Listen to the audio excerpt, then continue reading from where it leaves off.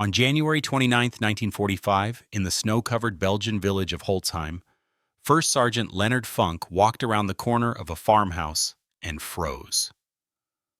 90 German soldiers stared back at him. Half held weapons. The other half were grabbing rifles from a pile on the ground. 4 American GIs knelt in the snow, hands behind their heads. These Germans had been prisoners just 20 minutes earlier, 80 of them, captured by Funk's company during the village assault. Only 4 men could be spared to guard them. Now they were free, armed, and organizing to attack Company C from behind. A German officer stepped forward and shoved an MP-40 submachine gun into Funk's stomach, screaming in German. Funk didn't speak German, neither did any of the Americans. The officer screamed again, louder, his face turning red. Funk looked at the 90 Germans, looked at his 4 disarmed soldiers, looked at the MP-40 pressed against his gut, and started laughing. The German officer's face twisted with confusion, then rage. He screamed louder. Funk laughed harder. What happened next took less than 60 seconds. 21 Germans would die. The rest would throw down their weapons and surrender. And Leonard Funk would earn the Medal of Honor for one of the most insane acts of combat in World War II, all because he couldn't stop laughing. Leonard Alfred Funk, Jr. was born August 27, 1916, in Braddock Township, Pennsylvania. It was a steel town, smokestacks and foundries lining the Monongahela River, 8 miles east of Pittsburgh. Funk grew up fast and learned responsibility early. By the time he graduated high school in 1934, he'd been taking care of his younger brother for years. The Great Depression was grinding through its 5th year. Jobs were scarce. College was a fantasy. In June 1941, with war raging across Europe and Asia, Congress extended the draft. Funk's number came up. He reported to the induction center in Wilkinsburg, Pennsylvania. He was 24 years old, 5 foot 5 inches tall, 140 pounds. The Army physical examiner probably thought clerk duty. They were wrong. Funk volunteered for the paratroopers. In 1941, American airborne forces barely existed. The concept was new, jumping out of perfectly good aircraft to land behind enemy lines and fight surrounded. It sounded like suicide to most soldiers. The volunteers were a different breed. Airborne training was designed to break you. 5 weeks of brutal physical conditioning washed out half the candidates. Then came the jump towers. Then the aircraft. The first time you stepped out of a C-47 at 1,200 feet, everything in your body screamed to grab the door frame and hold on. Funk earned his jump wings and got assigned to Company C, 1st Battalion, 508th Parachute Infantry Regiment. The 508th shipped to England in late 1943, joining the 82nd Airborne Division. These men had already jumped into combat in Sicily and Italy. They'd already killed and watched friends die. Funk was the new guy, 27 years old, ancient by paratrooper standards. Most of his squad mates were barely 20. But Funk had something they didn't: maturity, steadiness, the kind of quiet competence that makes men follow you into hell. By D-Day, he was a squad leader. On June 6, 1944, at 1:30 in the morning, Funk's C-47 shuddered as flak exploded around it. He stood in the stick, the line of paratroopers waiting to jump, with 60 pounds of equipment strapped to his body. The aircraft was at 400 feet, too low for a safe jump, but the pilots couldn't climb. German anti-aircraft fire was everywhere. The green light came on. Funk jumped. The D-Day airborne operation was chaos from the first minute. German anti-aircraft fire had scattered the formations across 50 miles of French countryside. Paratroopers were landing in flooded fields and drowning under the weight of their equipment. Others came down in the middle of German camps and died before they could cut free of their harnesses. Funk landed hard, his ankle twisted on impact, badly sprained, maybe fractured. Every step would be agony for the next 2 weeks. But he could walk, he could fight, and that's all that mattered. He was 40 miles from his drop zone, 40 miles of German-held territory in the dark alone. Within hours, he'd collected a group of lost paratroopers, 18 of them eventually, all looking for leadership. Funk gave it to them. For 10 days, Funk led this group through German-held territory, traveling at night, hiding by day, fighting when they had to. He insisted on serving as lead scout despite his injured ankle, putting himself in the most dangerous position to protect his men. They linked up with Allied forces on June 17th. Every single man survived. Not one casualty. 10 days behind enemy lines, 40 miles of German-occupied France, and Leonard Funk brought them all home. He earned the Silver Star, plus a Bronze Star for meritorious service, plus his first Purple Heart. Funk was just getting started. On September 17, 1944, came Operation Market Garden, the largest airborne assault in history. 35,000 paratroopers dropped into the Netherlands to capture a series of bridges. Everything depended on speed, on surprise, on nothing going wrong. Everything went wrong. But Leonard Funk didn't know about the big picture. He only knew his mission. After touching down, Funk noticed something that wasn't part of the plan. 3 German 20mm flak guns were firing at incoming Allied gliders, carrying reinforcements and supplies. If those guns kept firing, hundreds of men would die before they even hit the ground. The gun position was dug in on high ground with approximately 20 German soldiers manning the weapons. Funk had 3 men. Standard military doctrine says you need a 3-to-1 advantage to assault a prepared position. Funk had the opposite. He was outnumbered 7-to-1. He attacked anyway. Leading from the front, Funk and his 3-man patrol assaulted the German position. They killed the security detachment, stormed the gun emplacements, neutralized all 3 weapons and their crews. 20 Germans, 3 Americans. The guns went silent. The gliders landed safely. For this action, Funk earned the Distinguished Service Cross, second highest decoration for valor. He now had a Silver Star and a DSC, 2 of the rarest combat decorations in the American military. Funk still wasn't done. On December 16, 1944, the Germans launched their last desperate offensive. 3 armies, 400,000 men, 1,400 tanks crashed through the American lines in the Ardennes forest. The Battle of the Bulge was the largest battle the American army would fight in World War II. The weather was brutal. Snow, ice, temperatures dropping to 5 degrees below zero. Men froze to death in their foxholes. Then came Normandy. On December 17th, 1 day into the offensive, 113 Americans surrendered to an SS armored battle group. They were herded into a farmer's field near a crossroads. Hands up, disarmed, prisoners of war. Then the SS opened fire. 84 Americans died in that field, shot like cattle. The news spread through the American army. Normandy changed everything. American soldiers swore they'd never surrender to the SS. When Funk heard about the massacre, something hardened inside him. Leonard Funk decided he would never surrender to the Germans. That decision would matter very soon. On January 29, 1945, Company C got orders to capture the Belgian village of Holzheim. There was a problem. Company C was under strength.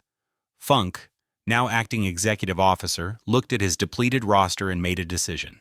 He walked to the company headquarters tent where clerks, supply personnel, and cooks, who normally never saw combat, were working. "You're all infantry now," Funk told them. "Grab your weapons. We're taking that village." The march to Holzheim was 15 miles through waist-deep snow in a driving blizzard. Funk led from the front. They reached Holzheim and assaulted the village. 15 houses, Germans in every one. Funk and his men cleared them all. 30 prisoners captured, not one American casualty. Another unit captured 50 more Germans on the other side of town. 80 prisoners total, corralled in the yard of a farmhouse. Funk looked at his exhausted men. They'd been marching and fighting for hours. There was still resistance in other parts of the village. He could only spare 4 men to guard the prisoners. "Keep them here," he told the guards. "We'll send reinforcements when we can." Funk headed back into the fight, having no idea what was about to happen behind him. While Funk was clearing the rest of Holzheim, a German patrol approached the farmhouse. 10 or 20 men wearing white camouflage capes. In the snow and confusion, they looked almost identical to American troops in winter gear. The 4 guards didn't realize the danger until too late. The Germans overwhelmed them, disarmed them, forced them to their knees. Then they freed the prisoners.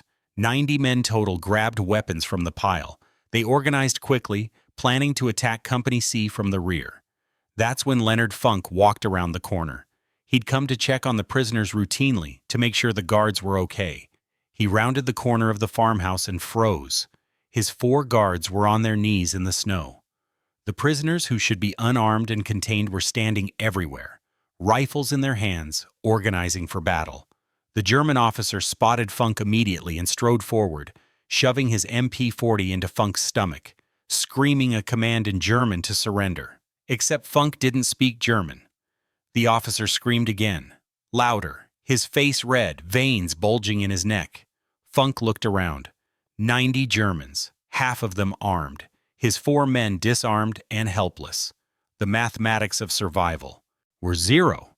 There was no scenario where Leonard Funk won this fight. The sensible thing, the rational thing, was to surrender. But Funk remembered Normandy, 84 Americans murdered in a field, shot like animals. He'd already decided he'd never surrender to the Germans. So instead of complying, Leonard Funk did something inexplicable. He started laughing. Nobody knows exactly why Funk laughed. Maybe it was a ruse, a deliberate tactic to confuse the enemy and buy time. Maybe it was stress. The human brain does strange things when faced with certain death.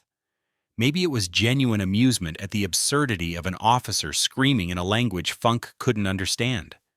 Funk himself later said he tried to stop laughing but couldn't. Whatever the reason, the effect was devastating. The German officer screamed louder. Funk laughed harder, bending over, shoulders shaking. Some of the German soldiers started laughing too. The officer was turning purple with rage. For a few critical seconds, the German officer didn't know what to do. And Leonard Funk used those seconds. Still appearing to laugh, Funk slowly reached up toward his Thompson submachine gun slung over his shoulder. The German officer watched, thinking the American was finally surrendering his weapon. Funk's hand closed around the grip. He began to unsling it slowly, carefully. The German relaxed slightly. Then Funk moved in one motion, faster than thought. He swung the Thompson down, brought the muzzle into line, and squeezed the trigger. The first burst caught the German officer in the chest. 30 rounds in less than 3 seconds. The officer was dead before he hit the ground. Funk didn't stop. He pivoted, still firing. The Thompson sprayed an arc of lead across the German soldiers nearest to him. Men screamed, men fell. Blood sprayed across the snow. The magazine ran dry. Funk yanked the empty magazine out, slammed a fresh one in, racked the bolt, and kept shooting. At the same time, he was screaming at his men. "Pick up their weapons!" The 4 guards scrambled for the rifles that the dead Germans had dropped. The Germans were in chaos. Their officer was dead. Nobody gave orders for this. Some of them shot back. 1 round killed the soldier standing beside Funk. Funk kept firing, moving, killing. His guards had weapons now and were shooting too. 60 seconds. That's all it took. 21 German soldiers lay dead in the snow. 24 more were wounded. The rest, more than 40, had thrown down their weapons and raised their hands. Leonard Funk stood in the middle of the carnage, smoke rising from his Thompson, surrounded by bodies. "That," he said to his men, "was the stupidest thing I've ever seen." The story spread through the regiment, through the division, through the entire 82nd Airborne, the sergeant who laughed at 90 Germans and killed half of them with a Tommy gun. When the Medal of Honor recommendation reached Washington, nobody questioned it. On September 5, 1945, at the White House, President Harry Truman placed the Medal of Honor around Leonard Funk's neck. "I would rather have this medal," Truman said. than be President of the United States. Let's count what Leonard Funk earned during World War II. Medal of Honor for Holzheim. Distinguished Service Cross for the anti-aircraft guns in Holland. Silver Star for leading 18 men through 40 miles of enemy territory in Normandy. Bronze Star for meritorious service. Purple Heart, 3 of them. He was wounded 3 separate times and kept fighting. Plus foreign decorations from France, Belgium, and the Netherlands. Leonard Funk is the most decorated paratrooper of World War II. 5 foot 5 inches tall, 140 pounds, a former store clerk who became a legend. The war ended. Funk went home. He didn't write a book, didn't do the lecture circuit, didn't turn his Medal of Honor into a speaking career or political platform. He went back to Pennsylvania and got a job with the Veterans Administration, helping other veterans navigate the paperwork, processing disability claims, cutting through red tape for men who'd given everything. The same kind of clerk work he did before the war. For 27 years, Leonard Funk sat at a desk and helped veterans. His wife Gertrude stuck with him through all of it. They had 2 daughters. They lived in McKeesport, Pennsylvania, a working-class neighborhood in a working-class town not far from where he grew up. The Medal of Honor hung in a case somewhere, along with the Distinguished Service Cross, the Silver Star, all the foreign decorations. He never talked about them. When people asked about Holzheim, about the laughing, about the 90 Germans, he shrugged it off. Did what I had to do. That's it. That's all he ever said. On November 20th, 1992, Leonard Alfred Funk Jr. died of cancer. He was 76 years old. They buried him at Arlington National Cemetery among the heroes of every American war. At the time of his death, he was the last surviving Medal of Honor recipient from the 82nd Airborne Division in World War II. Here's what the story of Leonard Funk tells us. War doesn't favor the big, or the strong, or the reckless, or the fearless. War favors the ones who keep thinking when everyone else has stopped. At Holzheim, Leonard Funk had every reason to surrender. The math was impossible. 90 against 1. A gun in his stomach. His men already captured. Any rational person would have given up. But Funk wasn't thinking about the math. He was thinking about Malmedy, about 84 Americans murdered in a field. He was thinking about his men, the 4 guards on their knees, the soldiers scattered across the village who would be hit from behind if these Germans escaped. So he laughed, maybe as a tactic, maybe from stress, maybe because the whole thing struck him as absurd. And while the German officer was confused, while everyone was off balance, Leonard Funk made his move. 60 seconds later, he was standing in a field of bodies, alive when he should have been dead. Think about what President Truman said on September 5th, 1945, in the White House Rose Garden. The most powerful man in the world. The man who had just ended World War II, looking at a 5'5" former store clerk from Pennsylvania and saying, "I'd rather be you."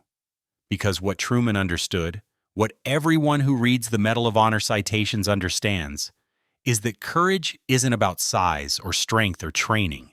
Courage is what you do when there's a gun in your stomach and 90 men want you dead.